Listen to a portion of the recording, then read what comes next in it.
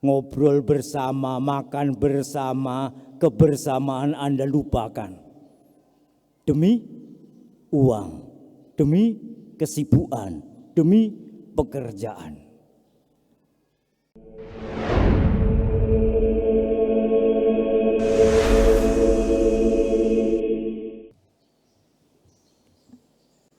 Bapak, Ibu, adik-adik semuanya, sekali lagi selamat pagi. Pasti kalian penuh sukacita karena kemarin kita bersyukur terpilihnya bupati baru. Nah, hari ini adalah Minggu Prapaskah yang keempat. Sering disebut Minggu Laetare, artinya sukacita. Minggu sukacita. Mengapa disebut Minggu Sukacita? Padahal biasanya masa Prapaskah itu nuansanya adalah prihatin, puasa, banyak berdoa, dan sebagainya.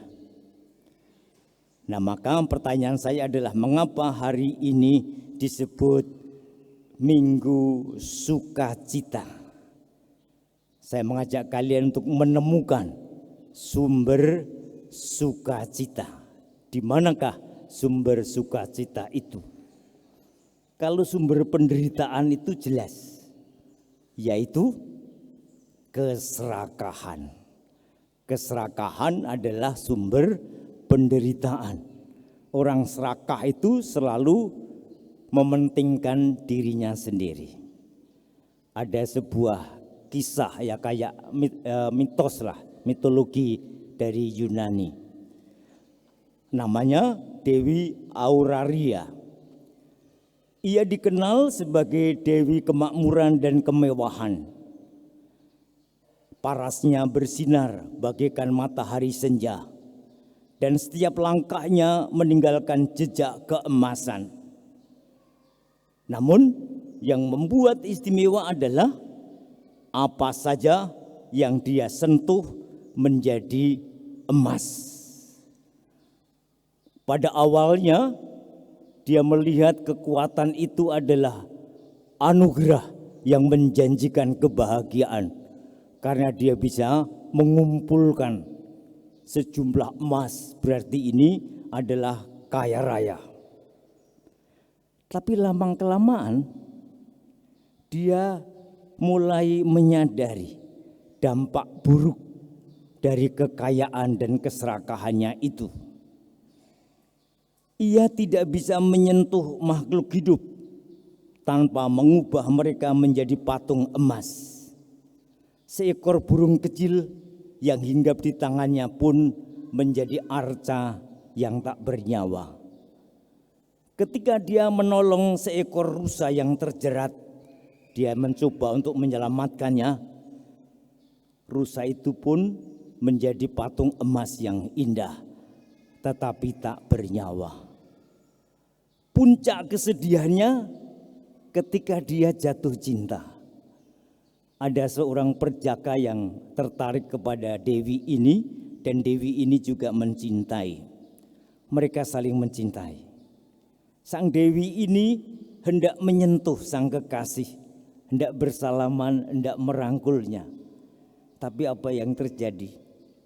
Ketika dia sentuh, dia tidak bersentuhan dengan perjaka yang bernyawa, tapi perjaka itu menjadi patung emas. Dia akhirnya mengalami kesepian. Semua yang dia sentuh, semua yang dia di sekeliling dia tidak bernyawa, tidak berperasaan, tidak punya ekspresi, tidak punya afeksi. Dia mulai kesepian karena keserakahannya. Nah, Injil hari ini dikisahkan si anak bungsu. Dia juga mirip dengan Dewi Auraria tadi. Dia mengira dengan minta warisan dari bapaknya, dia akan bahagia. Sampai-sampai dia tega, bapaknya masih hidup, dia minta warisan. Ini artinya apa? Dia memutus hubungan atau relasi dengan bapaknya. Dia yakin dengan harta warisannya itu, tanpa relasi dengan ayahnya, dia akan bahagia. Tapi apa yang terjadi? Dengan harta kekayaannya itu, dia justru terjerumus dalam hidup berfoya-foya. Setelah harta miliknya habis karena nafsu dan keinginannya tak terkendali, maka semuanya habis. Dan dia ingin mengisi perutnya dengan ampas makanan babi pun tidak ada yang memberi. Dia kesepian, dia kehilangan makna hidup karena dia terputus relasinya dengan ayahnya. Saya ingat ada seorang filsuf dari Scotland abad 18, namanya adalah John McMurray. Dia mengatakan begini, to be human is to be relationship. Menjadi manusia yang sukses itu adalah manusia yang mampu membangun relasi yang luas dan mendalam. Seseorang dikatakan sukses bukan karena dia kaya, bukan karena berpangkat tinggi, bukan karena dia berpendidikan tinggi, tetapi kalau orang itu mampu membangun relasi dengan siapa saja dan relasinya itu mendalam. Anak bungsu tadi kehilangan relasi. Dia menjadi manusia gagal. Dengan warisannya ternyata dia tidak menemukan sukacita. Untung sekali bahwa dia menyadari dirinya dan menyadari Allah. Istilahnya Teresa Avila adalah self-knowledge and the know of the Lord. Menyadari dirinya dan menyadari siapa Allahnya. Dia pertama-tama menyadari diri. Saya di sini mati kelaparan. Sementara di rumah Bapakku berlimpah-limpah makanannya. Dia sadar diri, dia sadar bapaknya. Langkah ketiga, saya akan datang kepada Bapa. Aku tidak layak lagi disebut anak Bapa. Cukuplah kalau aku menjadi salah satu upahan Bapa saja. Nah, 3 langkah ini coba kalian perhatikan kalau kalian ingin hidup baru, sadar diri, punya keyakinan bahwa pasanganmu, orang lain, Allah itu penuh belas kasih, menerimamu, mencintaimu. Langkah ketiga apa? Ambil resiko. Kalian berani menceburkan dirimu pada keyakinanmu bahwa dia mencintaimu. Maka inilah timbullah sukacita. Maka sekali lagi saya ulang, ada paling tidak ada 3 hal untuk memperbaharui diri, atau untuk bertobat, atau untuk menjalin kembali. Pertama, sadar diri. Kedua, percaya kepada pasangannya atau kepada Allah bahwa dia mencintaimu. Ketiga, ambil resiko, datang kepada Bapaknya. Buahnya apa? Bukan yang lari, bukan si anak. Yang lari adalah Bapaknya. Tidak hanya lari, tetapi dia merangkulnya dan menciumnya. Kata-kata anaknya tidak digubris. Fokus bapaknya adalah bagaimana membuat anaknya suka cita. Maka diminta untuk disediakan pakaian baru, sepatu baru, cincin, dan berpesta. Inilah sumber sukacita. Perjumpaan pribadi dengan Allah. Perjumpaan pribadi dengan seseorang. Ketika saya merenungkan ini, saya ingat relasi kalian sebagai suami istri. Bukankah kalian sebagai suami istri juga Tidak jarang lah, bukan hanya kadang-kadang, tidak jarang bahwa kalian juga memutus relasi.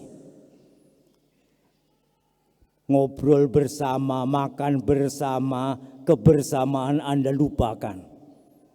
Demi uang, demi kesibukan, demi pekerjaan.